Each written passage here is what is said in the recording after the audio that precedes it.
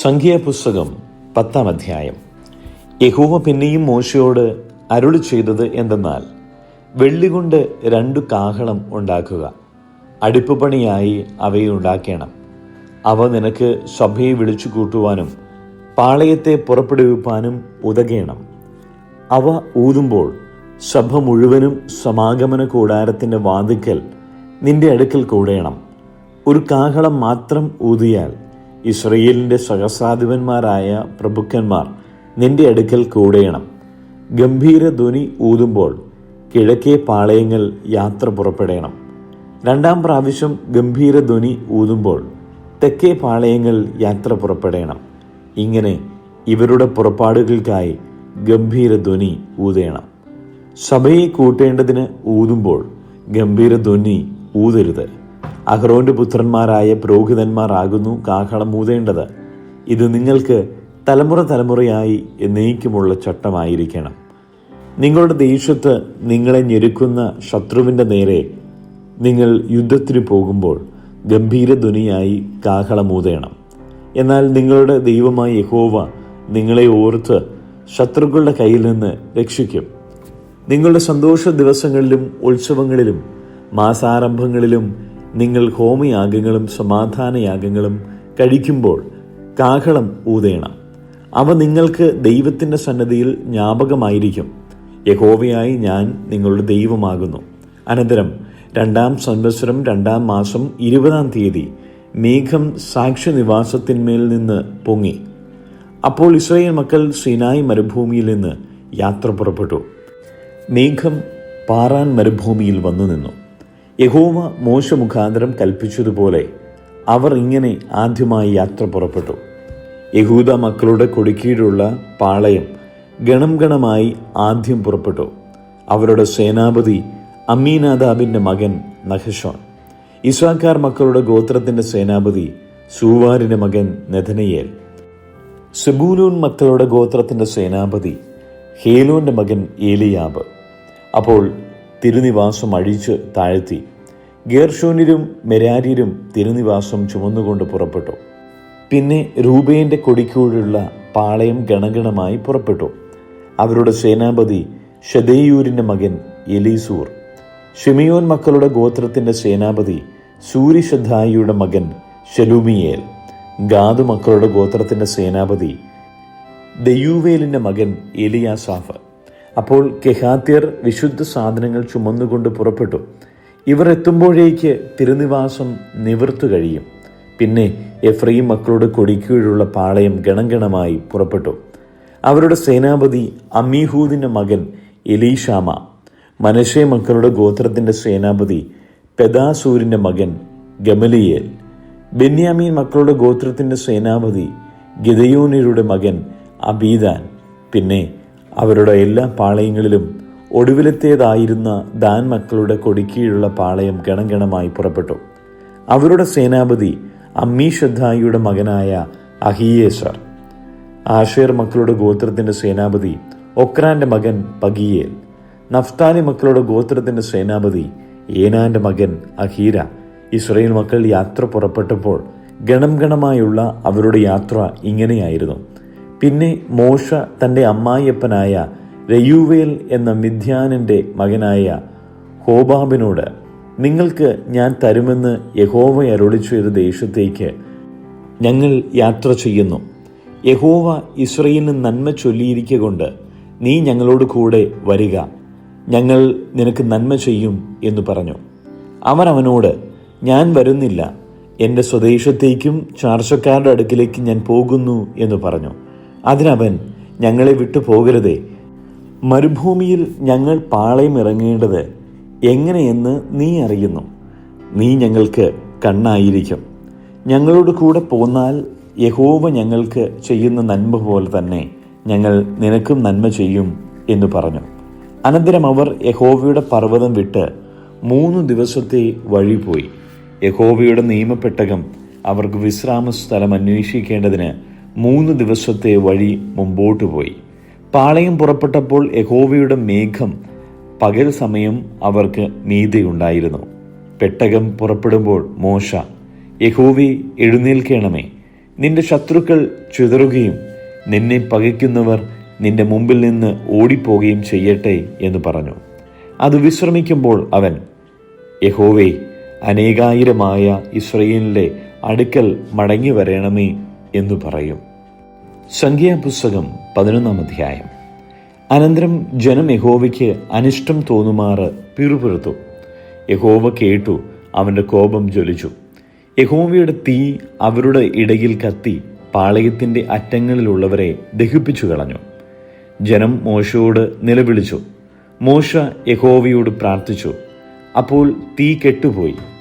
യഹോവയുടെ തീ അവരുടെ ഇടയിൽ കത്തുകയാൽ ആ സ്ഥലത്തിന് തബേര എന്നു പേരായി. പിന്നെ അവരുടെ ഇടയിലുള്ള സമ്മിശ്ര ജാതി ദുരാഗ്രഹികളായി. ഇസ്രായേൽ മക്കളും വീണ്ടും കരഞ്ഞുകൊണ്ട്, ഞങ്ങൾക്ക് തിന്മാൻ ഇറച്ചി ആർ തരും? ഞങ്ങൾ മിസ്രയീമിൽ വെച്ച് വില കൂടാതെ തിന്നിട്ടുള്ള മത്സ്യം, വെള്ളരിക്ക, മത്തങ്ങ, ഉള്ളി, ചുവന്നുള്ളി, ചിറ്റുള്ളി എന്നിവ ഞങ്ങൾ ഓർക്കുന്നു. ഇപ്പോഴോ ഞങ്ങളുടെ പ്രാണൻ പൊരിഞ്ഞിരിക്കുന്നു. ഈ മന്ന അല്ലാതെ ഒന്നും കാണാനില്ല എന്ന് പറഞ്ഞു. മന്നയോ കൊത്തമ്പാലരി പോലെയും അതിൻ്റെ നിറം ഗുൽഗുലുവിൻ്റേതുപോലെയും ആയിരുന്നു. ജനം നടന്നു പെറുക്കി തിരിക്കല്ലിൽ പൊടിച്ചിട്ടോ ഉരലിൽ ഇടിച്ചിട്ടോ കലത്തിൽ പുഴുങ്ങി അപ്പമുണ്ടാക്കും.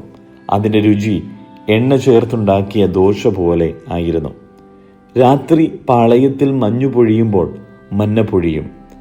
ജനം കുടുംബം കുടുംബമായി ഓരോരുത്തൻ താന്താൻ്റെ കൂടാരവാതിൽക്കൽ വെച്ച് കരയുന്നത് മോശ കേട്ടു.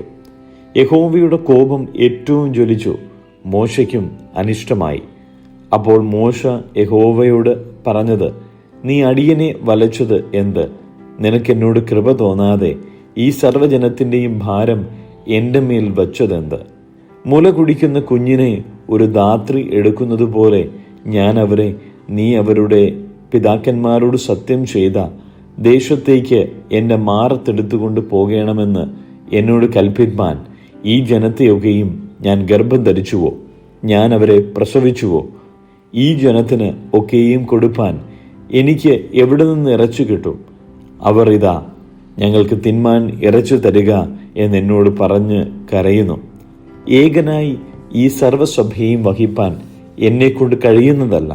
അതെനിക്ക് അതിഭാരമാകുന്നു. ഇങ്ങനെ എന്നോട് ചെയ്യുന്ന പക്ഷം ദയ വിചാരിച്ച് എന്നെ കൊന്നുകളയണമേ. എൻ്റെ അരിഷ്ടത ഞാൻ കാണരുതേ. അപ്പോൾ യഹോവ മോശയോട് കൽപ്പിച്ചത്, ഇസ്രായേൽ മൂപ്പന്മാരിൽ വെച്ച് ജനത്തിനു പ്രമാണികളും മേൽവിചാരകന്മാരും എന്ന് നീ അറിയുന്ന 70 പുരുഷന്മാരെ സമാഗമന കൂടാരത്തിനരികെ നിന്നോടുകൂടെ നിൽക്കേണ്ടതിന് എൻ്റെ അടുക്കൽ കൂട്ടിക്കൊണ്ടുവരിക. അവിടെ ഞാൻ ഇറങ്ങി വന്ന് നിന്നോട് അരുളി ചെയ്യും. ഞാൻ നിന്റെ മേലുള്ള ആത്മാവിൽ കുറെ എടുത്ത് അവരുടെ മേൽ പകരും. നീ ഏകനായി വഹിക്കാതിരിക്കേണ്ടതിന് അവർ നിന്നോടുകൂടെ ജനത്തിൻ്റെ ഭാരം വഹിക്കും. എന്നാൽ ജനത്തോട് നീ പറയേണ്ടത്, നാളത്തേക്ക് നിങ്ങളെ തന്നെ ശുദ്ധീകരിപ്പിൻ. എന്നാൽ നിങ്ങൾ ഇറച്ചി തിന്നും. നിങ്ങൾക്ക് തിന്മാൻ ഇറച്ചി ആർ തരും? മിസ്രയീമിൽ ഞങ്ങൾക്ക് നന്നായിരുന്നു എന്ന് നിങ്ങൾ പറഞ്ഞ് യഹോവ കേൾക്കെ കരഞ്ഞുവല്ലോ. ആകയാൽ യഹോവ നിങ്ങൾക്ക് ഇറച്ചി തരികയും നിങ്ങൾ തിന്നുകയും ചെയ്യും. 1 ദിവസമല്ല, 2 ദിവസമല്ല, 5 ദിവസമല്ല, 10 ദിവസമല്ല, 20 ദിവസവുമല്ല, 1 മാസം മുഴുവനും തന്നെ.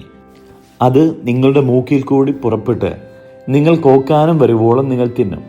നിങ്ങളുടെ ഇടയിലുള്ള യഹോവയെ നിങ്ങൾ നിരസിക്കുകയും ഞങ്ങൾ മിസ്രയീമിൽ നിന്ന് എന്തിനു പുറപ്പെട്ടു പോന്നു എന്ന് പറഞ്ഞ് അവൻ്റെ മുമ്പാകെ കരയുകയും ചെയ്തിരിക്കുന്നുവല്ലോ. അപ്പോൾ മോശ, എന്നോട് കൂടെയുള്ള ജനം 6 ലക്ഷം കാലാൾ ഉണ്ട്. 1 മാസം മുഴുവൻ തിന്മാൻ ഞാൻ അവർക്ക് ഇറച്ചി കൊടുക്കുമെന്ന് നീ അരുളി ചെയ്യുന്നു. അവർക്ക് മതിയാകുമണ്ണം ആടുകളെയും മാടുകളെയും അവർക്ക് വേണ്ടി അറുക്കുമോ? അവർക്ക് മതിയാകുമണ്ണം സമുദ്രത്തിലെ മത്സ്യത്തെയൊക്കെയും അവർക്ക് വേണ്ടി പിടിച്ചു കൂട്ടുമോ എന്ന് ചോദിച്ചു. യഹോവ മോശയോട്, യഹോവയുടെ കൈ കുറുതായിപ്പോയോ? എൻ്റെ വചനം നിവൃത്തിയാകുമോ ഇല്ലയോ എന്ന് നീ ഇപ്പോൾ കാണും എന്ന് കൽപ്പിച്ചു. അങ്ങനെ മോശ ചെന്ന് യഹോവയുടെ വചനങ്ങളെ ജനത്തോട് പറഞ്ഞു. ജനത്തിൻ്റെ മൂപ്പന്മാരിൽ 70 പുരുഷന്മാരെ കൂട്ടി കൂടാരത്തിൻ്റെ ചുറ്റിലും നിർത്തി. എന്നാറേ യഹോവ ഒരു മേഘത്തിലിറങ്ങി അവനോട് അരുളി ചെയ്തു. അവന്മേലുള്ള ആത്മാവിൽ കുറെ എടുത്ത് മൂപ്പന്മാരായ ആ 70 പുരുഷന്മാർക്ക് കൊടുത്തു. ആത്മാവ് അവരുടെ മേൽ ആവസിച്ചപ്പോൾ അവർ പ്രവചിച്ചു. പിന്നെ അങ്ങനെ ചെയ്തില്ല താനും. എന്നാൽ ആ പുരുഷന്മാരിൽ 2 പേർ പാളയത്തിൽ തന്നെ താമസിച്ചിരുന്നു. ഒരുത്തന് എൽദാദ് എന്നും മറ്റവന് മേദാദ് എന്നും പേർ. ആത്മാവ് അവരുടെ മേലും ആവസിച്ചു. അവരും പേരെഴുതിയവരിൽ ഉള്ളവർ ആയിരുന്നുവെങ്കിലും കൂടാരത്തിലേക്ക് ചെന്നിരുന്നില്ല. അവർ പാളയത്തിൽ വെച്ച് പ്രവചിച്ചു. അപ്പോൾ ഒരു ബാല്യക്കാരൻ മോശയുടെ അടുക്കൽ ഓടിച്ചെന്ന്, എൽദാദും മേദാദും പാളയത്തിൽ വെച്ച് പ്രവചിക്കുന്നു എന്ന് അറിയിച്ചു. എന്നാറെ നൂന്റെ മകനായി ബാല്യം മുതൽ മോശയുടെ ശുശ്രൂഷക്കാരനായിരുന്ന യോശുവ, എൻ്റെ യജമാനനായ മോശയെ അവരെ വിരോധിക്കണമേ എന്നു പറഞ്ഞു. മോശ അവനോട്, എന്നെ വിചാരിച്ച് നീ അസൂയപ്പെടുന്നുവോ? യഹോവയുടെ ജനമൊക്കെയും പ്രവാചകന്മാരാകുകയും യഹോവ തൻ്റെ ആത്മാവിനെ അവരുടെ മേൽ പകരുകയും ചെയ്തെങ്കിൽ കൊള്ളായിരുന്നു എന്ന് പറഞ്ഞു. പിന്നെ മോശയും ഇസ്രയേൽ മൂപ്പന്മാരും പാളയത്തിൽ വന്നു ചേർന്നു. അനന്തരം യഹോവ അയച്ച ഒരു കാറ്റ് ഊതി കടലിൽ നിന്ന് കാടയെ കൊണ്ടുവന്നു. പാളയത്തിൻ്റെ സമീപത്ത് ഒരു ദിവസത്തെ വഴി ഇങ്ങോട്ടും ഒരു ദിവസത്തെ വഴി അങ്ങോട്ടും, ഇങ്ങനെ പാളയത്തിൻ്റെ ചുറ്റിലും നിലത്തോട് ഏകദേശം 2 മുഴം അടുത്ത് പറന്നു നിൽക്കുമാറാക്കി. ജനം എഴുന്നേറ്റ് അന്ന് പകൽ മുഴുവനും രാത്രി മുഴുവനും പിറ്റേന്നാൾ മുഴുവനും കാടയെ പിടിച്ച് കൂട്ടി. നന്നാ കുറച്ച് പിടിച്ചവൻ 10 പറ പിടിച്ചുകൂട്ടി. അവർ അവയെ പാളയത്തിൻ്റെ ചുറ്റിലും ചുക്കി. എന്നാൽ ഇറച്ചി അവരുടെ പല്ലിനിടയിൽ ഇരിക്കുമ്പോൾ അത് ചവച്ചെറുക്കും മുമ്പേ തന്നെ യഹോവയുടെ കോപം ജനത്തിൻ്റെ നേരെ ജ്വലിച്ചു. യഹോവ ജനത്തെ ഒരു മഹാബാധ കൊണ്ട് സംഹരിച്ചു. ദുരാഗ്രഹികളുടെ കൂട്ടത്തെ അവിടെ കുഴിച്ചുട്ടുകൊണ്ട് ആ സ്ഥലത്തിന് കിബ്രോത്ത് ഹത്താവ എന്നു പേരായി. കിബ്രോത്ത് ഹത്താവ വിട്ട് ജനം ഹസേരോത്തിലേക്ക് പുറപ്പെട്ടു ചെന്ന് ഹസേരോത്തിൽ പാർത്തു. സങ്കീർത്തനങ്ങൾ 98. യഹോവയ്ക്കൊരു പുതിയ പാട്ടുപാടുവിൻ, അവൻ അത്ഭുതങ്ങളെ പ്രവർത്തിച്ചിരിക്കുന്നു. അവൻ്റെ വലങ്കയും അവൻ്റെ വിശുദ്ധ ഭുജവും അവന് ജയം നേടിയിരിക്കുന്നു. യഹോവ തൻ്റെ രക്ഷയെ അറിയിച്ചും ജാതികൾ കാണെ തൻ്റെ നീതിയെ വെളിപ്പെടുത്തിയുമിരിക്കുന്നു. അവൻ ഇസ്രയേൽ ഗൃഹത്തിന് തൻ്റെ ദയയും വിശ്വസ്തതയും ഓർത്തിരിക്കുന്നു. ഭൂമിയുടെ അറുതികളൊക്കെയും നമ്മുടെ ദൈവത്തിൻ്റെ രക്ഷ കണ്ടിരിക്കുന്നു. സകല ഭൂവാസികളുമായുള്ളവരെ യഹോവയ്ക്ക് ആർപ്പിടുവിൻ, പൊട്ടിഘോഷിച്ച് കീർത്തനം ചെയ്യുവിൻ. കിന്നരത്തോടെ യഹോവയ്ക്ക് കീർത്തനം ചെയ്യുവിൻ. കിന്നരത്തോടും സംഗീത സ്വരത്തോടും കൂടെ തന്നെ കാഹളങ്ങളോടും തൂര്യനാദത്തോടും കൂടെ രാജാവായ യഹോവയുടെ സന്നദ്ധിയിൽ ഘോഷിപ്പിൻ. സമുദ്രവും അതിൻ്റെ നിറവും ഭൂതലവും അതിൽ വസിക്കുന്നവരും മുഴങ്ങട്ടെ. പ്രവാഹങ്ങൾ കൈകൊട്ടട്ടെ. പർവ്വതങ്ങൾ ഒരുപോലെ യഹോവയുടെ മുമ്പാകെ ഉല്ലസിച്ചു ഘോഷിക്കട്ടെ. അവൻ ഭൂമിയെ വിധിപ്പാൻ വരുന്നു. ഭൂലോകത്തെ നീതിയോടും ജാതികളെ നേരോടും കൂടെ വിധിക്കും. യോഹന്നാന്റെ സുവിശേഷം 9-ാം അധ്യായം. അവൻ കടന്നു പോകുമ്പോൾ പിറവിയിലെ കുരുടനായൊരു മനുഷ്യനെ കണ്ടു. അവൻ്റെ ശിഷ്യന്മാർ അവനോട്, റബ്ബി, ഇവൻ കുരുടനായി പിറക്കത്തക്കവണ്ണം ആർ പാപം ചെയ്തു, ഇവനോ ഇവൻ്റെ അമ്മയപ്പന്മാരോ എന്ന് ചോദിച്ചു. അതിന് യേശു, അവൻ എങ്കിലും അവൻ്റെ അമ്മയപ്പന്മാരെങ്കിലും പാപം ചെയ്തിട്ടല്ല, ദൈവപ്രവൃത്തി അവങ്കൽ വെളിവാകേണ്ടതിനത്രേ. എന്നെ അയച്ചവൻ്റെ പ്രവൃത്തി പകൽ ഉള്ളയിടത്തോളം നാം ചെയ്യേണ്ടതാകുന്നു. ആർക്കും പ്രവർത്തിച്ചുകൂടാത്ത രാത്രി വരുന്നു. ഞാൻ ലോകത്തിൽ ഇരിക്കുമ്പോൾ ലോകത്തിൻ്റെ വെളിച്ചമാകുന്നു എന്നുത്തരം പറഞ്ഞു. ഇങ്ങനെ പറഞ്ഞിട്ട് അവൻ നിലത്ത് തുപ്പി, തുപ്പൽ കൊണ്ട് ചേറുണ്ടാക്കി ചേറ് അവൻ്റെ കണ്ണിന്മേൽ പൂശി. നീ ചെന്ന് ഷീലോഹോം കുളത്തിൽ കഴുകുക എന്നവനോട് പറഞ്ഞു. ഷീലോഹോം എന്നതിന് ഐക്യപ്പെട്ടവൻ എന്നർത്ഥം. അവൻ പോയി കഴുകി കണ്ണ് കാണുന്നവനായി മടങ്ങി വന്നു. അയൽക്കാരും അവനെ മുമ്പ് ഇരക്കുന്നവനായി കണ്ടവരും, ഇവനല്ലയോ അവിടെ ഇരുന്ന് ഭിക്ഷ യാചിച്ചവൻ എന്ന് പറഞ്ഞു. അവൻ തന്നെ എന്ന് ചിലരും, അല്ല അവനെ പോലെയുള്ളവൻ എന്ന് മറ്റു ചിലരും പറഞ്ഞു. ഞാൻ തന്നെ എന്നവൻ പറഞ്ഞു. അവർ അവനോട്, നിന്റെ കണ്ണ് തുറന്നത് എങ്ങനെയെന്ന് ചോദിച്ചതിന് അവൻ, യേശു എന്നു പേരുള്ള മനുഷ്യൻ ചേറുണ്ടാക്കി എൻ്റെ കണ്ണിന്മേൽ പൂശി, ഷീലോഹോം കുളത്തിൽ കഴുകുക എന്നെന്നോട് പറഞ്ഞു. ഞാൻ പോയി കഴുകി കാഴ്ച പ്രാപിച്ചു എന്നുത്തരം പറഞ്ഞു. അവൻ എവിടെ എന്ന് അവർ അവനോട് ചോദിച്ചതിന് ഞാൻ അറിയുന്നില്ല എന്നവൻ പറഞ്ഞു. കുരുടനായിരുന്നവനെ അവർ പരീശന്മാരുടെ അടുക്കൽ കൊണ്ടുപോയി. യേശു ചേറുണ്ടാക്കി അവൻ്റെ കണ്ണ് തുറന്നത് ശബത്ത് നാളിലായിരുന്നു. അവൻ കാഴ്ച പ്രാപിച്ചത് എങ്ങനെയെന്ന് പരീശന്മാരും അവനോട് ചോദിച്ചു. അവൻ അവരോട്, അവൻ എൻ്റെ കണ്ണിന്മേൽ ചേറ് തേച്ചു, ഞാൻ കഴുകി, കാഴ്ച പ്രാപിച്ചിരിക്കുന്നു എന്ന് പറഞ്ഞു. പരീശന്മാരിൽ ചിലർ, ഈ മനുഷ്യൻ ശബത്ത് പ്രമാണിക്കായകൊണ്ട് ദൈവത്തിൻ്റെ അടുക്കൽ നിന്ന് വന്നവനല്ല എന്ന് പറഞ്ഞു. മറ്റു ചിലർ, പാപിയായൊരു മനുഷ്യന് ഇങ്ങനെയുള്ള അടയാളങ്ങൾ ചെയ്യുവാൻ എങ്ങനെ കഴിയും എന്ന് പറഞ്ഞു. അങ്ങനെ അവരുടെ ഇടയിൽ ഒരു ഭിന്നത ഉണ്ടായി. അവർ പിന്നെയും കുരുടനോട്, നിന്റെ കണ്ണ് തുറന്നതുകൊണ്ട് നീ അവനെക്കുറിച്ച് എന്തു പറയുന്നു എന്ന് ചോദിച്ചതിന് അവൻ ഒരു പ്രവാചകൻ എന്നവൻ പറഞ്ഞു. കാഴ്ച പ്രാപിച്ചവൻ്റെ അമ്മയപ്പന്മാരെ വിളിച്ചു ചോദിക്കുവോളം അവൻ കുരുടനായിരുന്നു എന്നും കാഴ്ച പ്രാപിച്ചു എന്നും യഹൂദന്മാർ വിശ്വസിച്ചില്ല. കുരുടനായി ജനിച്ചു എന്ന് നിങ്ങൾ പറയുന്ന നിങ്ങളുടെ മകൻ ഇവൻ തന്നെയോ? എന്നാൽ അവനിപ്പോൾ കണ്ണു കാണുന്നത് എങ്ങനെയെന്ന് അവർ അവനോട് ചോദിച്ചു. അവൻ്റെ അമ്മയപ്പന്മാർ, ഇവൻ ഞങ്ങളുടെ മകനെന്നും കുരുടനായി ജനിച്ചവനെന്നും ഞങ്ങൾ അറിയുന്നു, എന്നാൽ കണ്ണ് കാണുന്നത് എങ്ങനെയെന്നറിയുന്നില്ല. അവൻ്റെ കണ്ണ് ആർ തുറന്നുവെന്നും അറിയുന്നില്ല. അവനോട് ചോദിപ്പിൻ, അവന് പ്രായമുണ്ടല്ലോ, അവൻ തന്നെ പറയും എന്നുത്തരം പറഞ്ഞു. യഹൂദന്മാരെ ഭയപ്പെടുക കൊണ്ടത്രേ അവൻ്റെ അമ്മയപ്പന്മാർ ഇങ്ങനെ പറഞ്ഞത്. അവനെ ക്രിസ്തു എന്ന് ഏറ്റുപറയുന്നവൻ പള്ളിഭ്രഷ്ടനാകേണം എന്ന് യഹൂദന്മാർ തമ്മിൽ പറഞ്ഞൊത്തിരുന്നു. അതുകൊണ്ടത്രേ അവൻ്റെ അമ്മയപ്പന്മാർ അവന് പ്രായമുണ്ടല്ലോ, അവനോട് ചോദിപ്പിൻ എന്ന് പറഞ്ഞത്. കുരുടനായിരുന്ന മനുഷ്യനെ അവർ രണ്ടാമതും വിളിച്ചു. ദൈവത്തിന് മഹത്വം കൊടുക്ക, ആ മനുഷ്യൻ പാപി എന്ന് ഞങ്ങൾ അറിയുന്നു എന്ന് പറഞ്ഞു. അതിനവൻ, അവൻ പാപിയോ അല്ലയോ എന്ന് ഞാൻ അറിയുന്നില്ല. ഒന്നറിയുന്നു, ഞാൻ കുരുടനായിരുന്നു, ഇപ്പോൾ കണ്ണ് കാണുന്നു എന്നുത്തരം പറഞ്ഞു. അവർ അവനോട്, അവൻ നിനക്ക് എന്തു ചെയ്തു? നിന്റെ കണ്ണ് എങ്ങനെ തുറന്നു എന്ന് ചോദിച്ചു. അതിനവൻ, ഞാൻ നിങ്ങളോട് പറഞ്ഞുവല്ലോ, നിങ്ങൾ ശ്രദ്ധിച്ചില്ല. വീണ്ടും കേൾപ്പാൻ ഇച്ഛിക്കുന്നത് എന്ത്? നിങ്ങൾക്കും അവൻ്റെ ശിഷ്യന്മാരാകുവാൻ മനസ്സുണ്ടോ എന്നുത്തരം പറഞ്ഞു. അപ്പോൾ അവർ അവനെ ശകാരിച്ചു. നീ അവൻ്റെ ശിഷ്യൻ, ഞങ്ങൾ മോശയുടെ ശിഷ്യന്മാർ. മോശയോട് ദൈവം സംസാരിച്ചു എന്ന് ഞങ്ങൾ അറിയുന്നു, ഇവനോ എവിടെ നിന്ന് എന്ന് അറിയുന്നില്ല എന്ന് പറഞ്ഞു. ആ മനുഷ്യൻ അവരോട്, എൻ്റെ കണ്ണ് തുറന്നിട്ടും അവൻ എവിടെ നിന്ന് എന്ന് നിങ്ങൾ അറിയാത്തത് ആശ്ചര്യം. പാപികളുടെ പ്രാർത്ഥന ദൈവം കേൾക്കുന്നില്ല എന്നും ദൈവഭക്തനായിരുന്നു അവൻ്റെ ഇഷ്ടം ചെയ്യുന്നവൻ്റെ പ്രാർത്ഥന കേൾക്കുന്നു എന്നും അറിയുന്നു. കുരുടനായി പിറന്നവൻ്റെ കണ്ണ് ആരെങ്കിലും തുറന്ന പ്രകാരം ലോകമുണ്ടായത് മുതൽ കേട്ടിട്ടില്ല. ദൈവത്തിൻ്റെ അടുക്കൽ നിന്ന് വന്നവൻ അല്ലെങ്കിൽ അവന് ഒന്നും ചെയ്യുവാൻ കഴിയുകയില്ല എന്നുത്തരം പറഞ്ഞു. അവർ അവനോട്, നീ മുഴുവനും പാപത്തിൽ പിറന്നവൻ, നീ ഞങ്ങളെ ഉപദേശിക്കുന്നുവോ എന്ന് പറഞ്ഞു. അവനെ പുറത്താക്കി കളഞ്ഞു. അവനെ പുറത്താക്കിയെന്ന് യേശു കേട്ട് അവനെ കണ്ടപ്പോൾ, നീ ദൈവപുത്രനിൽ വിശ്വസിക്കുന്നുവോ എന്ന് ചോദിച്ചു.